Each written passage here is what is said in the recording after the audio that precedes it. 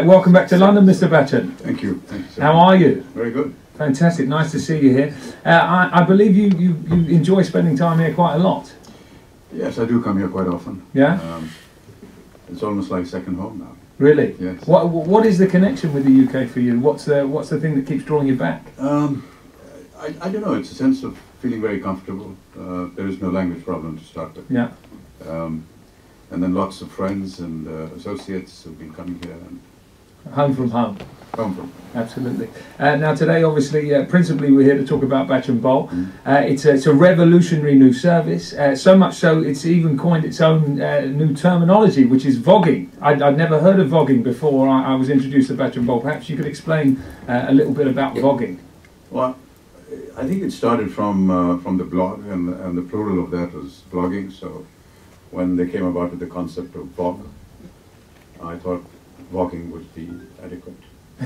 It works, absolutely. Yeah, it's something that was very novel, very new, and I felt that many a times when I've been onto public platforms, the audiences have invariably asked for me to say a dialogue from a film or to recite something from my father's works. But those are very rare and special occasions. Absolutely. How wonderful if I could do that almost on a regular basis. And when the concept came from inside India, I immediately connected with it because I felt that one of the things that most fans want to connect with is whether they'll be able to talk to you personally. Absolutely. Yes, we have the concept of fan letters, and we have the concept of concerts where stars appear online. But here was an opportunity where you could actually get the impression that you're sitting across the table and talking to your favorite star. Absolutely. And I So felt it's that much more personal. Very personal, yes. Right, okay. And I suppose that's why it's one step on from blogging. Blogging is yeah, it's blogging is a lot more expensive. You get more time to write several words, 1,000, 1,500 every day. This is a bit of a challenge actually, because after blogging there was the Twitter, which is 140 letters. But to immediately have the facility to, even while you're driving or moving around or sitting in a press conference such as this, to be able to pull out your phone and say, this is where I am, this is what I'm doing. And there's a feeling of immediacy. Absolutely. With the person that you're talking to. And he almost feels as though he's, he's with you, he's sitting here right now, absolutely. Okay, and I suppose that is the whole point of, or certainly the evolution of social media. That's at its core, that the intimacy and the instantaneous nature of it. And you've been quite an early adopter with social networking across the board, and which I must say for a man of your vintage, sir, is an impressive thing, But genuinely, I'm very interested that you feel so kind of forthright and determined that you absolutely want to communicate with people and you want to take time out and exchange with them. Yeah, I just felt that I don't want to be sort of walking behind my grandchildren or my son in technology and feel absolutely lost in front of them. So just to want to keep up with them, never want to overtake them, but just be up. Just so you know what they're talking about. I get it.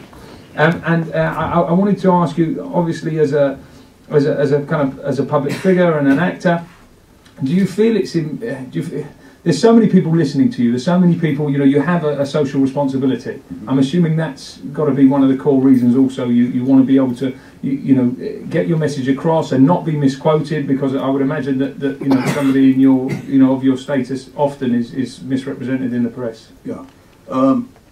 This is in no way an effort to, deprive the press of their own importance. Many years ago, I read a wonderful line which said, you never get funny with somebody that buys ink in a bucket. So you just, accept that fact and give the respect and dignity to the media. They are very powerful, and you will not be able to challenge them. But yes, there are times when, say at 2 o'clock in the morning, you want to convey something, and there is no media around at that time. So what do? You vlog. You vlog, and you can blog and you can Twitter. But those are some of the facilities that are immediately available. Also, yes, if there is something that is drastically incorrect, then you have an opportunity to correct it. But I must say that through this medium, there has been a great amount of knowledge that we as people have acquired from some very intelligent people on the other side of the line. And many a times we have made comments which are not acceptable, which are untrue, incorrect, and we stand corrected. And we are corrected by the people who come on. And that's very welcome because, you know, we're not always going to be right in what we think. With regard to social issues, international affairs, political affairs, yes, you have the liberty to make your opinion, but then be also prepared to be hit on the head in case you've taken an extreme position on some issue. I would normally like to keep away from that because I'm not knowledgeable enough about the politics or the international affairs. But yes, now and then we do express ourselves, and there's a healthy commentary that comes in. Absolutely. Also the fact that if there is a debatable issue, then I quite often put it up on my blog without commenting on it. Okay, just using it as a platform then. As a platform to encourage others to come and debate on it. So you get a huge amount of responses which are pro, against, whatever. And it's wonderful to read this because it's very educative. Absolutely. Encouraging debate can only be a good thing. I'd like to talk to you about your film career. Perhaps we could turn the mic down just a little bit. It's bouncing back at us. 40 some years ago, you venture into the movie business. We're now sitting here. You've got roughly 200 films under your belt. Did you ever think when you first started out that you would have achieved all of this? No, never. We don't have a system of any kind of a formal entry into the film industry.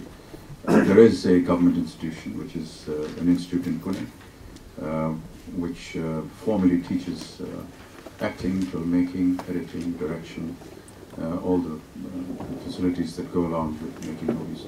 But other than that, there is no formal process by which you can get into the film industry. So most of the young people who want to come into cinema do it on their own. They go around, talk to people. There is now a very healthy group of youngsters who are very well equipped with what they want to do and where they want to go. They will prepare their own biodata. They will film what they can do. Put it up sing or dance, or put it on their blog, put it on Twitter. And encourage people to go and see them. A lot of the people are actually going through the process of modeling on the catwalk, getting attention, getting noticed through the photographs that are taken, moving on to television, which is very large in India. As you know, we have approximately more than 400 channels, and get noticed, and then mature from there onto cinema. But when I joined in 1969, we didn't have anything like this. There was hardly any television. Modeling was considered to be not something that you equated with cinema, and therefore you kept out of it. Right, they were disparate things. Yes, yes. It felt as though you were doing something that was not correct. Right. And therefore you kept away from modeling and television or even doing advertising. But now it's all there, and all of us are now involved in advertising. Absolutely, you do your fair share of modelling nowadays, absolutely. And would you say, a lot of people say that Zanjeer was perhaps the turning point in your career? It was the first successful film that I had, yes. Right, okay. And what do you regard as perhaps your kind of single most important contribution to the Indian film industry? I'm still trying to find that out. The Vogue, I think, actually. I'm fairly sure it's Bachchan Bol. I wanted to ask you about the moniker of angry young man, which you know you kind of embraced in the 70s. Do you think perhaps that movie was a catalyst for change? Do you think that the industry was looking for a change there? I don't know. I was just you know, an out-of-job actor looking for a job. This film came along with this very strong concept of the angry young man. It's a terminology that has been coined by the media. I don't particularly go out looking for roles which are descriptive of this genre. But when I asked the writers many years later why it was that they constructed a story in this manner, they did confess that we were affected by what was going on in the country. There was a lot of discomfort and unrest amongst the youth of wanting to take on the system, of wanting to find a way of changing things, perhaps in their own way. And that is why when the character of Zanjeer happened, they felt it was, in a sense, an impersonation of what they themselves wanted to do. And that's why perhaps it became so successful. Thereafter, every other film that portrayed a character that was taking on the system or individually fighting the world. Angry young man. Yeah. Angry young man. There he is again. Zanjeer's even back. if I was smiling throughout the film, you'd say, He's furious. yes, he's furious. I wanted to ask you. Obviously, you mentioned there that the industry's changed dramatically, as it, as most things have over the last 40 odd years. The Indian film industry is such a huge industry now. Where do you see it going on? There's quite a lot of external investment coming in, a lot of big companies realising the worth and the value of it, trying to get involved. Where do you see it going over the next, the next 40 years? Yeah, I think for a very long time, Indian cinema was looked upon rather cynically, with a lot of criticism, particularly from the West, because we were somewhat different from the Western cinema. We were more fantasized in our storytelling, escapist in nature, purely commercial. But I think that perhaps the West did not understand why these kind of films were being made. They were purely made for entertainment. And when you say entertainment, you look at every denominator that is there. So the lowest denominator, which was barely able to earn the fee of a ticket by the end of the day, and who would want to go and entertain himself, would spend his entire day's earning to walk into a cinema which had air conditioning, which is a huge luxury for somebody like him. And to sit there for 3 hours and forget all his troubles and his misery and his poverty. It would be ridiculous to make a film on his life, Yeah. and then ask him to buy a ticket and come and watch it in a cinema hall. So Like Swedish all our cinema. stories, sorry? Be like Swedish cinema. Haven't seen it much. Yeah, it's good. You don't need to. It goes on forever. Very droll. But that was really the idea, to provide, a good storyline, morals in place, music, dance, pretty people. He or she felt entertained, lost in that world, and that is why that cinema became very popular.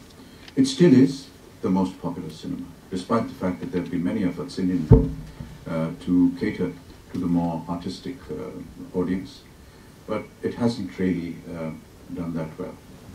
So one believes that you run your business as per the box office, and if the box office is good, If it's not you broke, continue to making it. don't There's fix it. film, yeah. Right, so we'll still be seeing, we'll still be seeing escapist films for the next 40 years, hopefully. I hope so, yes. Fantastic. But fortunately now the West is warming up Yeah. to our USP.